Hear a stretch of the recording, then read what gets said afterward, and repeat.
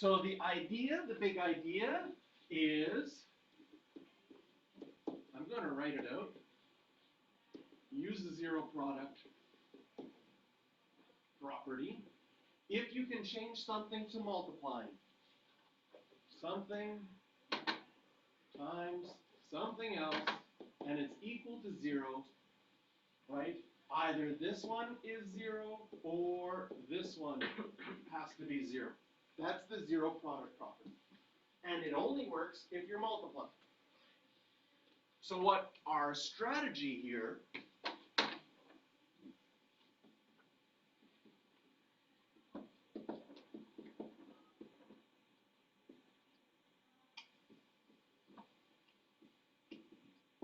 the reason we factor so we can change it to multiplying. So in A,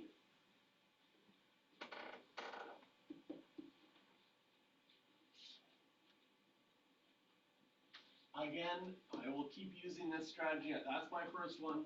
That's my last one. My first one, really easy to figure out, has to be x and x.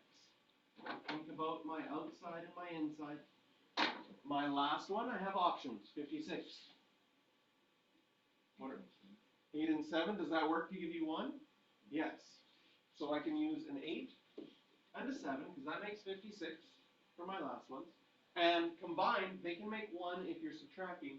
I need a positive 1, so my 8 should be positive, and my 7 should be negative. 8x minus 7x, 1x. And now we've changed it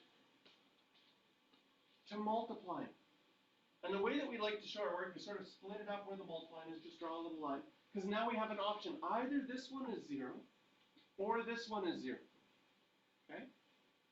Now, most of you will skip this step, where we say either x plus 8 equals 0, or x minus 7 equals 0. But I think right now, since we're just learning this, it's not bad to write that down. Does that make sense? And now we've changed it and multiplying. Either the first one's equal to 0, or the second one's equal to 0. If the first one's equal to 0, and this is what you will just write, because you will be able to do this so quick in your head. What makes this one equal to 0? Negative 8. What makes this one equal to 0? 7. We get two answers. They're there. Okay? And this, I think, though, is part of the problem in math, is that teachers say, oh, you don't have to write this down, just write down the answers, and students get used to just like, oh, I just write this down, I just write this down. And then, after a little bit of time, you're like, I don't know why I'm doing this, I'm just doing it. So we're going to, really at the beginning, talk about why we're doing this. Part B, do you notice that the left side is already factored? But the right side is 22. So the zero product property is only useful if the factored part equals 0, if it equals any other number, okay? And this is where you sometimes get students go, oh, I just draw the line and I write x equals 6 and x equals negative 1/3 and I'm done. And you realize, oh, you're not understanding why this is working. It has to equal 0 on the one side. So the best thing that we can do here, well, we'd have to move the 22 over, but then it's not multiplying anymore. It's multiplying in a minus 22. So we're going to have to expand, multiply this all out on the left-hand side. So we're going to get a 3x squared. Outside is minus 18 plus 1 minus 17x, and the last one's minus 6 equals 22. Then move my 22 over.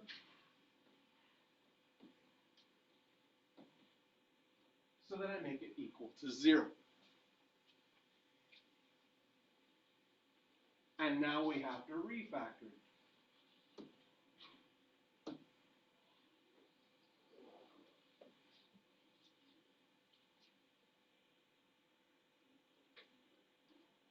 Again, we're going to think this is our first one and this is our last one. Either one of those really straightforward? Yeah. The first one only has one option. Can you see that? It has to be 3x and x. I'm going to think about my outside and my inside. 28 has options. Okay? What option would you like to start with? Like just what multiplies to give you 28? 7 and 4? Okay, so let's say 7 and 4. Can you put 7 and 4 either one way or the other, so the outside and the inside, subtract to make 17? Yes. You see it? You see that if you put the 7 here, that makes 21, and the 4 here makes 17. Right? So, number one mistake that students do is that they just think of 7 and 4, and that makes 11. And they're like, that doesn't make 17. You have to realize it's the outside and the inside that's going to make the 17, and there's the 3 here. So, the 7 here is different than the 4 here, because this, right now my outside is 21, my inside is 4. That can make negative 17 only if the 21 is negative and the 4 is positive. Once you write it down, do a quick check. Do I still get minus 28? Yes, I do. Okay? The other thing that happens with students that don't understand completely is they factor it, but they forget to write the equal sign and the 0. You get so excited about factoring and solving it. That equals 0 is so important because that's the whole reason this works.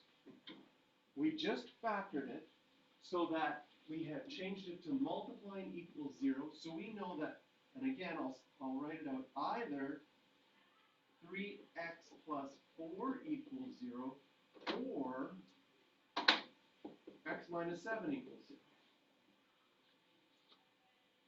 And again, you probably, as you move along, you're going to stop writing that line, and you'll be able to, like, this one's really easy. This one, mental math, what's x? To make it 0, 7. This one a little bit harder mental math, but I'm pretty sure you can do it all in one step. Could you get x by itself by moving the 4 and then dividing by 3 in your head? Can you see that that would be minus 4 divided by 3?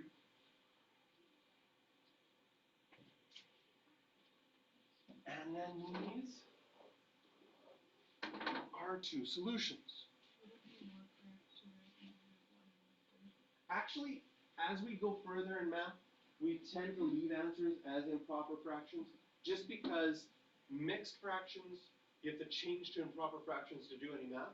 So this is like, it's ready to do math.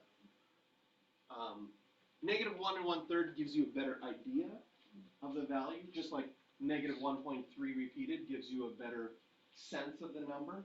But as far as mathematics, we would leave it as improper fraction. Okay, so I'm going to give you some time to practice these. 4, 5, 6, and 7 right now. Because if I say this is the most important thing we've learned, or will learn, I better give you time to practice.